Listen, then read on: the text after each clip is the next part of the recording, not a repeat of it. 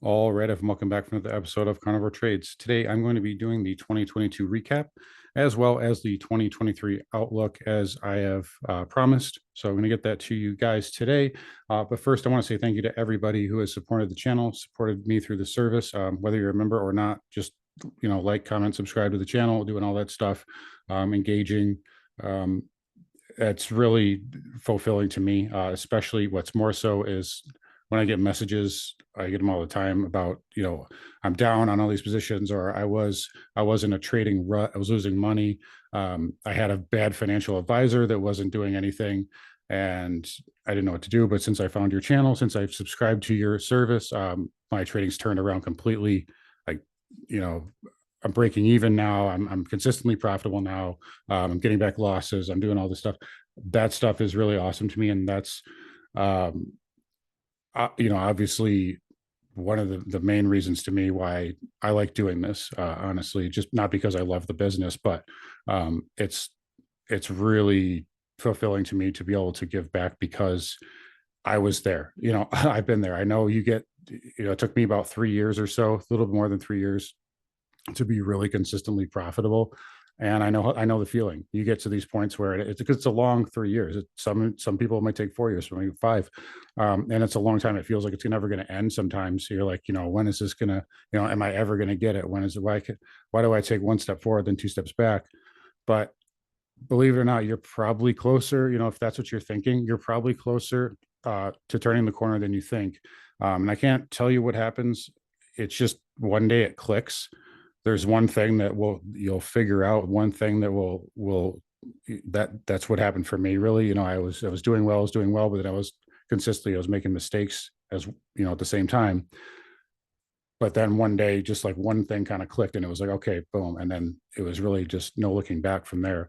But point is, I want to inspire people, and because I was there and I know what it's like. So persistence is key. If you stay persistent, you're never going to fail. Promise you that. So keep going at it if you're in that grind still. Anyways, without further ado, let's get into the 2022 review, and then we will get over to the 2023 outlook. All right, so let's briefly just look at the performance here. This is posted on my website here under the performance tab. But you can see, if you count it all up, there's 93 winners and 18 losers. So there's 111 trades closed out at an 83.78 win rate, which equal out to 25.65% gains for the year. And keep in mind, almost all of these trades, save for a couple of them, were done with common shares. So very few were actually done with options. So that's 25% gains on just commons. Pretty hard to find. But anyways, you can see that really only the month of March was really the only down month we had. So down 1.33% for March. Everything else bright green. Best month was in January. We nailed the top in the market there. Huge gains there. And closed out the year on a strong note. I think there was about, I want to say 51 or 52 consecutive winners and 4 losers going from the end of June. So July to the end of the year, there was only 4 losing trades and about 50 or 51, I think, winners. So really end of the year on a hot streak there. Anyways, let's get over to the charts. And so let's review what I was looking at last year. So last year I predicted that we would not have any sort of January rally. And I said that we would be down for the first 2 quarters of the year with a bottom in late June or early July, and then a top in August, mid to late August, and then we'd have a low in October. And you can see that it was exactly correct. So topped right in January. We were down for the first 2 quarters. We rallied into August top, and then bottom in October, and then we rallied into the end of the year outside of that little pullback that we had there recently. So that was pretty much spot on. We went short. I'll just review this here. So we went all in short, basically, right here, right at the top of the basically the all-time highs in 2021. Had multiple proprietary sell indicators. Those of you guys who have taken my course, you know why we did that. And by the way, all this stuff that I use to predict every single move in this market, that's revealed in the cycles course. So if you're interested in that, take it. It's really awesome. Everything that I use to predict all of these turning points is revealed in that. So we sold off. We covered The last of our shorts, really on January 24th exactly. I was actually wishing I had held maybe one runner for the rest of the year here. That was actually my plan, but we sold off a little bit faster than I thought we were going to. Either way, we did pick up some longs in February, March, and we played this short squeeze. The problem was March, like I said, was the only month that I was red. And basically, I was just a little early on the trade. I was looking for a type of short squeeze into March. We had that big risk period. We gapped down on February 24th, exactly a month after the invasion. And we started to roll over. And essentially what happened was here, to me, it was, I was still favoring a rally. It was just a matter of, we were kind of close to like max risk levels that I would say on a couple of positions. And it was for me, I'm still betting on a rally. I'm still thinking there's a rally, but for a risk management standpoint, what if I'm wrong? I can recover from taking 4 or 5 losers in a row because I know I'm going to make that up. What I can't recover from is if the bottom falls out of this thing and we dump. That's going to take, that's going to wipe out all of those. We had 6.44% gain in January. We had 3.1 or 3.2% gains in February. I'm not trying to give all that back to the market. I'd rather just take the 1% hit. And now we're only up, 8.5 or 9% for the year instead of 10 or 11. So it was a no-brainer to me from a risk management standpoint to stop out in this area, even though I was still kind of bullish. And we did still have a few longs for this run. Don't get me wrong. We did play this squeeze here, but that was really the only time that I really messed up, really all year. Now into April. I knew the market was going to top in April. I predicted this kind of ABC up here. The only thing that I would take back if I could have done it differently is I was expecting this here, this little down leg, I was expecting that to be a slight higher high. So I was expecting down, and then I was looking for one more just kind of bear trap, just get above that high. And then I was looking for the down move. And I did not. I should have played it with, I should have inched into some shorts here. I didn't. And we had some longs, so we had to fight it a little bit. We stopped out on 1 or 2 of them, but we were able to DCA nicely. The beauty of dollar cost average DCA is that if you do it smartly, you can be in the, out of the money, and you can, as long as you know where you're going to add, you have a plan, like, okay, I'm going to buy this pullback right, looking for one of these. Let's say you're wrong. Well, you can add down here. Right? This is support. So you're likely going to get a bounce. So if you get, this move here, you can add, on a pierce of that, and get back into the money. So we did still make money in April. It just wasn't as much money as I would have liked to, because I would have been short if I could have done it again. And then in June again, we bought some more longs as we got into critical support on the spiders. So again, getting into basically previous all-time high territory in June off that big CPI dump. And, it took a few weeks of chop, and then we really started to take off, and we made some nice money on the long side again. And then we started shorting. So in in August, we started picking up shorts here, picked up a few more on the leg up. And of course, everybody's, familiar with by now, but by this point it was kind of coming clear. But there's your all-time high trend line. I knew the 200 moving average. I was looking for, I really would have gone nuclear short if we had pierced through this 200 moving average. That's what I was looking for. I was hoping that we would pierce through it and close above it for a day or so. You get all the CNBC cheerleaders on board, and then that's when they really dump it. But either way, we made some nice money. We made some probably our best money, really in that pocket there. We rode this pretty much all the way down. We did play this little bounce long for a quick, I call it a double dip play. So you're down here, your macro, you're looking for a big move down, but short term, you're into, I might have this level yet right there. So the 390 level, you have that big support level.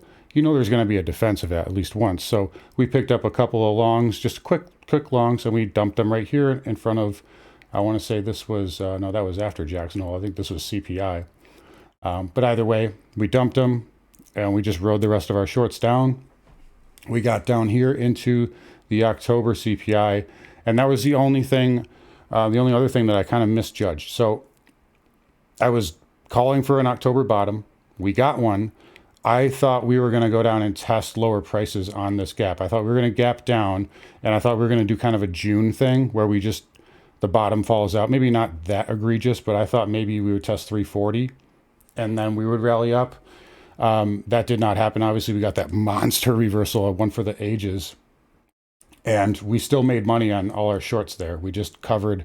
Once I saw that the triple Qs had crossed back above 260, which again, this is where this level is coming from, guys. So that I keep talking about the 260 level on the Qs. This is what it is. So the September pivot in 2020. As soon as we got back above that intraday, I was like, just GTFO bail. We covered the rest of our shorts. We made a little bit less on some of the other ones, obviously, because it rallied, but we still made money. So, hey, that's how you do it. You got to pivot sometimes and know where you're wrong. But if you do it smartly, you can still make money and be wrong, right? So, but that's what happened there. We were looking for, and this is where the market gets tricky. But I thought we would roll over, and we didn't. So that was an impulsive reversal. And then we went to November CPI, and they had that big 7% move on the NASDAQ. We got out of, we had some shorts here. I believe we made money on maybe one of them. We sold the other two for a pretty, honestly, like not that much. It was probably like 5 or 6% loss on the other two. I think it was TWM and QID, I want to say. But we made money on, I think, on one or two others. So it ended up being a wash. And I mean, they gapped us up. As soon as I saw it get past a certain level, I just said, okay, stop out. And we'll reevaluate it. And then we began shorting again up into this area. And I said, look, this bullish pattern here it's not gonna play out. First of all, once you got to this point here and you couldn't break out, that was kind of the red flag, right? How long do you need to consolidate, really? I mean, you should be able to break out off of this impulsive move, and you couldn't. And we came back in, and then I noticed, this is something that I harped on for a while, but I noticed that the Dow Transports closed below this green bar here. That green bar is significant because that was when Powell essentially went dovish, flipped dovish, quote unquote, that one day. And I said, this is a red flag. Also, the XLF did the same thing. So financials, transports breaking down. We also had KRE and Bank of America starting to break down. Citigroup, not to mention Credit Suisse, but these banks breaking down. Like I said, like I told you guys, I've been doing this long enough to know that when banks just break down out of nowhere, there's problems ahead. Sure enough, December FOMC, we gap up, we can't hold the gains, and we bottom falls out. So we made money on this short side as well. And that was really the whole year. Again, we are playing mostly long right now, just to give you guys a little insider tip, I guess. But we still have shorts out there. We just closed 2 winners out this week, first trading week of the year. So nice to start that out. But you guys, I'm sure you can figure out I am favoring a bounce anyway. So obviously I would be long. So it's not like I'm giving you too much there. But yeah, that was really the year there. And another thing too about this November CPI gap, if we go over to another thing that told me that it was BS, was the yield curve. So take a look at the 3-month 10-year on the November CPI. If we can get, I'm looking at a monthly here. Go over to daily. So right there, this started to break down, and I believe, let me just back check it. So that was November 10th. And then take a look at the 3-month and 10-year on November 10th. It wasn't really inverted. It was basically flat before then. And then boom, look at that huge inversion. So that was the 3-month 10-year was telling you basically that the CPI number was full of crap, and that stocks shouldn't be rallying. And that's probably why there wasn't much follow through. So just to review that, overall, this has been, like I said, for the most part, I called every pivot point almost exactly. But, even then, it's still difficult. You can still, like I said, I knew January top. We'd probably rally ABC up in March. June bottom. August top, and you guys remember I kept saying this whole way down, I was like, look, we're going to have a bottom pretty soon, and we're going to have a summer rally where things kind of cool off for a bit, more of an extended rally. That played out perfectly. However, there were points, like I said, March, a little bit in April, in October, a little bit, where you feel like you know the path to take, it still can be tricky to trade, and nobody's ever going to be perfect. But outside of that, is pretty much a perfect year as far as calling the pivots, like literally almost exactly to the day. We went short on December 30th last year, and then on the last day of the year, we basically went all in. So it was like right the last 2 days of the year, we pretty much went all in short. So, and that was the big trade of the year. Anyways, with that in mind, let's get into the 2023 outlook. Okay, so for 2023, there are bull and bear scenarios, obviously. And as you guys obviously have assumed, I am, of course, still predicting bear. Now, a couple of things, though. The third year of the decade, if you follow GAN at all, it's typically a bull year, but it's also typically very choppy. There are instances of very, strong, basically, you know, type of, just big, basically left to right type moves. Um, and I don't think that's going to happen. There are lots of strong third years of the decade, though. I don't think that's going to happen, though. If you've taken my cycles course, I explain why something in 2021 happened that it pretty much negates that theory, if you ask me. But for what it's worth, we'll cover it because there's always two sides, and you always want to be aware of any changes or be aware of things if you're wrong.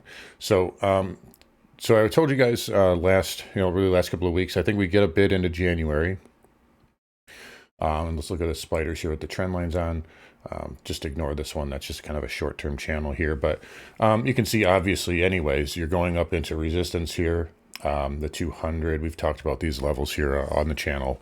But I think we'll have a decent-sized rally. Nothing like this, but more of a I would say, it could be comparable even to like this period here, where we come up and then we kind of have a failed pattern. And then I think we're heading lower here. Now, I want to point out, so we're talking about the bull scenario here, but let's get over to the bull scenario before I get carried away. So the bull scenario would be, you're up into January, up into February, and then we have a major, and I mean major volatility event. Maybe not even up into February, because that would probably be not enough time. So I would say up into maybe late January, and then we have a major volatility event into March. Now, I don't know. It's hard to say because if we're up here, let's just say here 395 or 400, how far do we fall in a month and a half? It's hard to say. It could be 360, it could be 350, could be 340. We could slightly make new lows. And then what would happen after that is you would have, I would absolutely, if we start to sell off sharply and the VIX is exploding, I would not, I repeat, do not get caught short in March, because this is what will happen into May.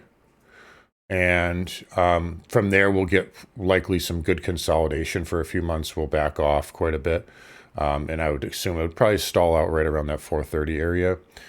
So you'd get kind of some backing and filling and that type of thing. And then we would push up into the end of the year. That's kind of your bull scenario there. Because I just don't see us doing kind of like I said, like a left to right, just lower left to upper right type move. It's just that the Fed's doing quantitative tightening. They're doing more quantitative tightening starting this year. So there's just a lot of, rates are going up. We know that. And there's cumulative effects, right? It's not, we've barely felt the effects of the first couple of rate hikes here. So I think there's more bad before there's good, regardless of how you look at it. So just bear that in mind. So that, I think, to me is probably the best, the most likely bull scenario, if it were to play out. Now, what I think is going to happen is more so we're up into January. So same thing. We continue. And then I think we start to make lower highs. And then like it'll be very much like if you guys remember, as I told you guys this, um, August when I predicted this top here when we had a cycle date right during this week here, and it was pretty much spot on. I said the first pullback is not going to look like it's not going to be like everybody's predicting crash, crash. Everybody's obsessed with there being major crashes and stuff like that, but their crashes don't happen that often. But I said the first leg down will look like a pullback. It'll look like April. So like this. It came down. It was kind of a pullback, like, oh, just a higher low, and then we're going to go up. And then the bottom fell out, obviously. So, same kind of thing here up. We rallied up, then boom, down, and then we rallied back up, and then boom, down. So, I'm thinking it'll look more like this, very choppy, you know. And we'll see some volatility. I think the VIX will increase. But I'm looking at, if we look at a weekly time frame here, I know this is going to make the chart all weird, but I'm looking at more like a crash, but in slow motion. So if you look at this period between late March and May, it was, we were down for 8 straight weeks, or well, seven weeks out of basically the better part of 8 weeks we were down. Um, but it wasn't I mean, this is a 200, 460 here on the spiders to 380. That's an 80 point move on the SPY. But it was over the course of 7 or 8 weeks. It wasn't, like I see all these guys on YouTube and everything like, oh, we're gonna do this in like 3 weeks. Like, I'm not predicting anything like that for this year, at least not right now. I like what I've from the work I've done. It looks honestly like it's gonna be something like that, and it's just a controlled demolition really all year long, until you get to probably again June, July. I think it won't be late June, early July. It'll be more like late July this year, and I think you can rally maybe even closer to August. I think we'll get a counter trend out move, like an outside move there, and that may go up into. Let me just get this closer.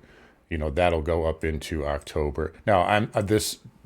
Don't pay attention to that. I think we're going to make new lows. I think we're going down to three, at least 320, maybe 300. I'm just drawing these in here just because so you can get the idea. But we'll have an outside move. Now, let me just clean this up actually. So it'll look more like this, and then kind of controlled down, but not like straight down, right? So more controlled. And then you'll see, maybe something in like this. I don't know if this, again, just don't follow this perfectly because I'm just doing this freehand here, but it'll be kind of an outside move like that. And then you'll see the major crash towards year end. And by crash, I mean, like, relatively speaking, it'll be a much stronger volatility event going into the year end. Then we'll probably see some type of relief into the new year. That's how I have it penciled in. It can change, but what I'm expecting here is more grind and just a lot like there's not going to be like major crashes down. Again, towards the end of the year there probably will be one, but it's going to be a lot more like this, where it's just chop, chop, chop down, grind, chop down. You know,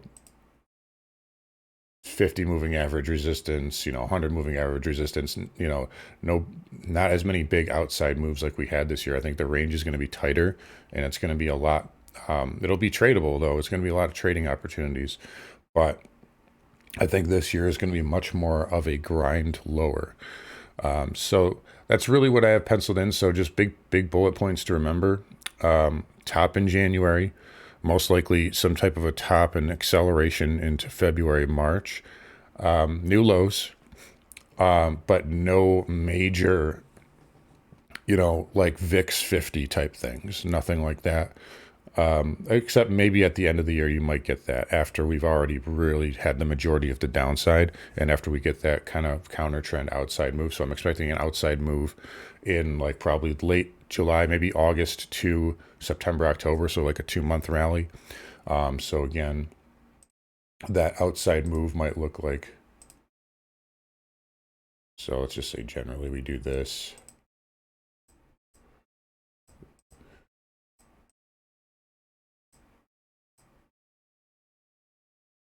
that outside move might look like that.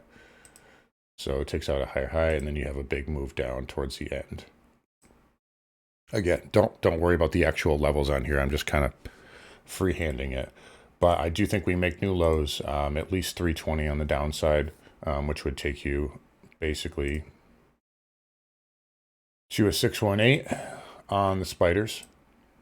So we currently hit a 50% fib already. So I mean, this is conservative. It's not really like it's that crazy of a concept. It's just a 618 retrace of the move, right? So it's not like I'm saying anything crazy here. Another possible downside target, which I think will get hit. Let's look over at the triple Qs. And I'm going to reset this chart so it's not having all that extra stuff on it. But if we look at a monthly here, you can see this white trend line going back to 2015. I think that gets hit. And that's also, see this previous high here in 2020. That's kind of, I mean, it's nexus right there right now. And I believe there's a fib there. Yep. So there's your 75% fib rate trace right in that zone. I think that's a no-brainer that's going to get hit this year. I mean, when you have 3 levels converging like that, you also have the 100-month moving average in that area. That definitely, signals that it's kind of like a magnet here. So it definitely wants to go to that area. So those are definite downside targets I have for this year. And that's really the timing aspect of it. Another thing I will say, I don't really get into this stuff too often, obviously, as far as outside of market cycles, but I do really hesitate to say this, but because it's just not good stuff to talk about. But there is a kind of nexus here of, I was to say, like high profile political death. And I'm just going to leave it at that. So as far as like long-term cycles are concerned, so that could be a thing this year. I don't want to even say anything more than that just because it's probably like bad juju or whatever, but that is a possibility this year. Obviously there's talks about war and stuff like that, and that's part of the negatives here. But in any case, we'll see. You guys I mean, that's really all you need to know for this year.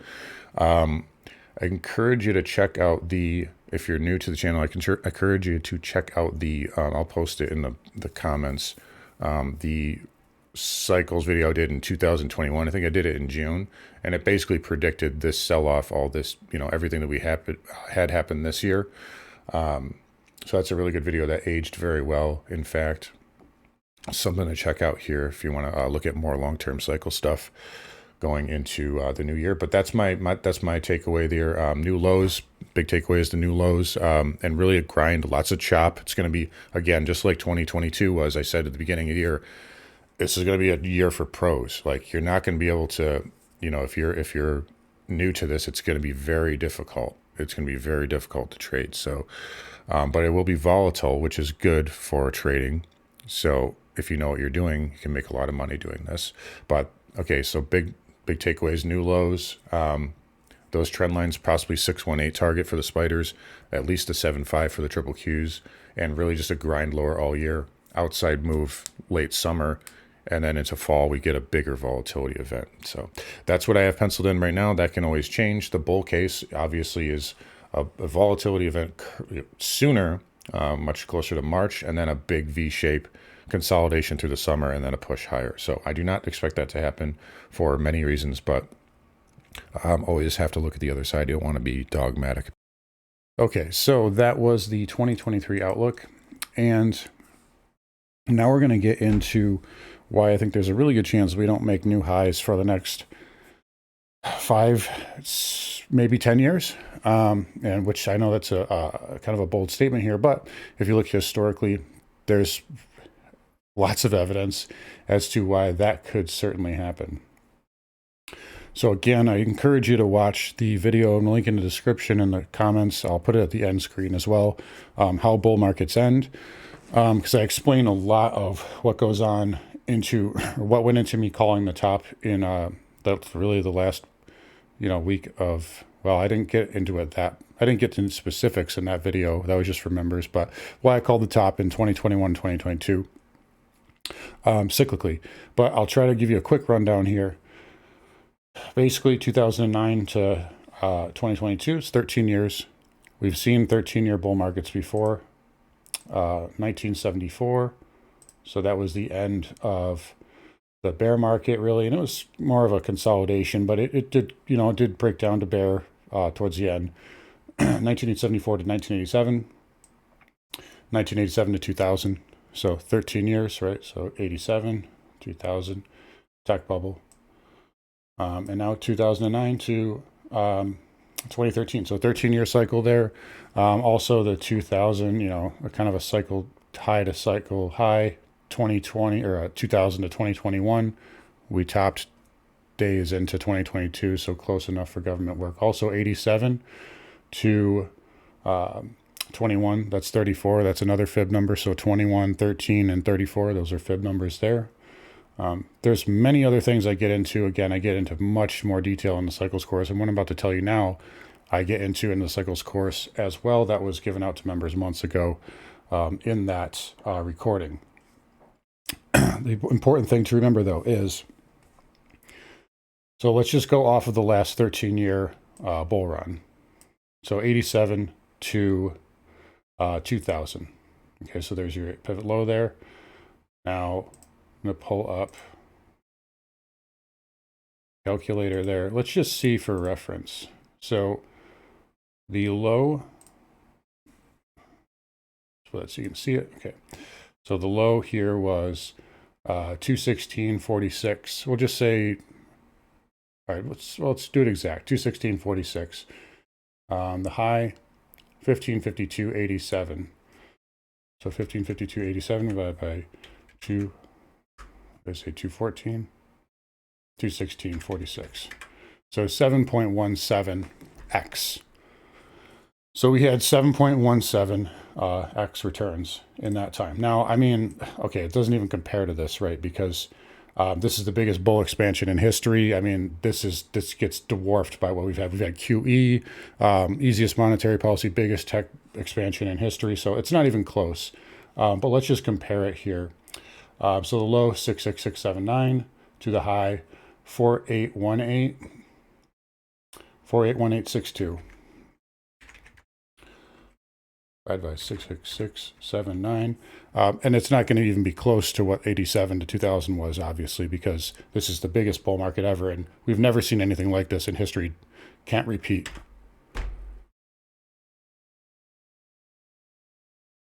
So how much is that? 7226. What was the last one? 7.17. So in other words, history does repeat. So this expansion here, 87 to 2000, is the exact same expansion. Why is that significant? Because they're both 13 years.